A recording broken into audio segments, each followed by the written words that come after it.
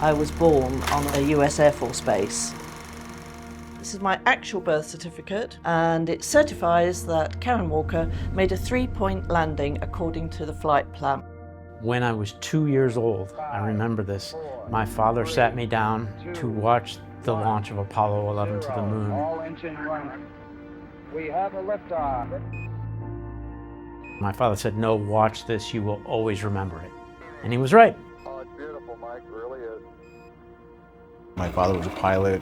I was pointing to the sky, asking him other questions about, how does that plane fly?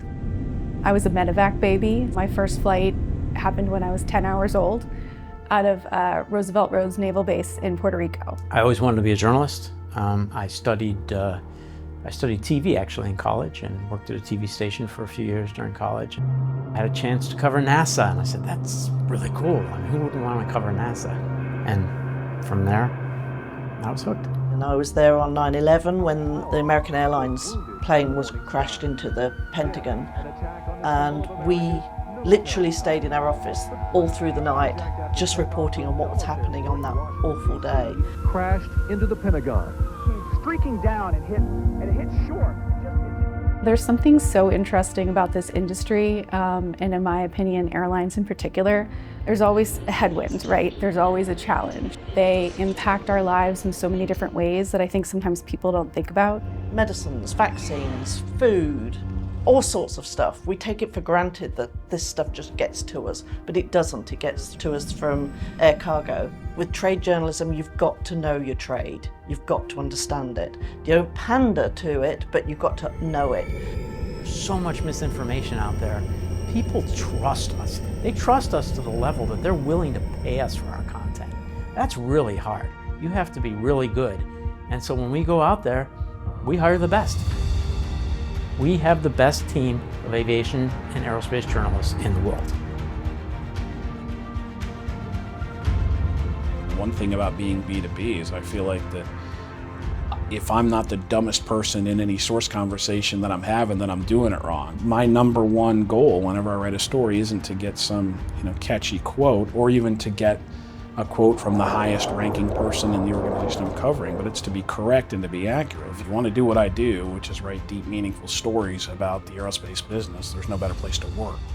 Aviation is one of those industries where you have a lot of enthusiasts and people that love the industry. Why does the Chief of the Air Force come to our defense conference? It's because of our brand.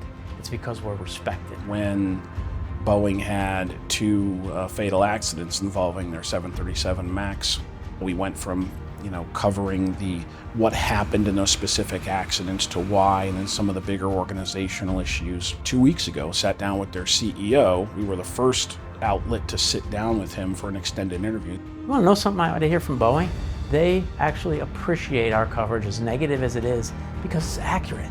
And because we go to them and we say, here's what we're going to write. What's your side of the story? And we are thought of as a thought leader, particularly during COVID, when everything shut down and we were putting on webinars. And I had someone from a big aerospace company call me and said, we really look to you guys to see what's going on. Aviation Week goes back to 1916.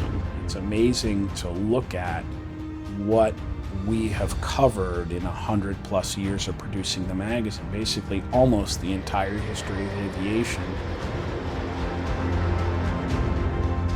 The question is, how are you still here? How are you still thriving? Aviation Week Network has grown 60% in the last 10 years. How is that? Well, it's because we diversified.